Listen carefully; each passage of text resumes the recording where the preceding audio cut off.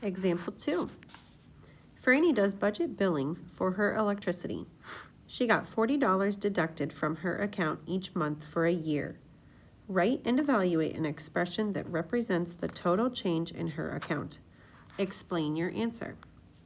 So the first thing I'm going to do is I'm going to go back and look at this problem, and I'm going to underline some key words here that help me understand how to go about writing the expression for this problem.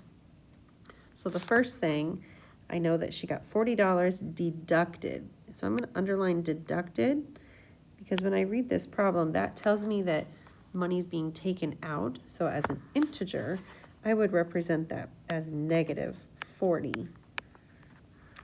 And then it says from her account each month for a year. So now I need to think, well, how many months are in a year?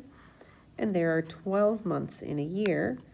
So I'm going to multiply by 12 because it's the same $40 being taken out of her account each month. So that's repeating itself 12 times, taking $40 out each time. So our expression, when it says write and evaluate an expression, my expression for this problem is negative 40 times 12. And now when it says to evaluate the expression, I am going to solve it.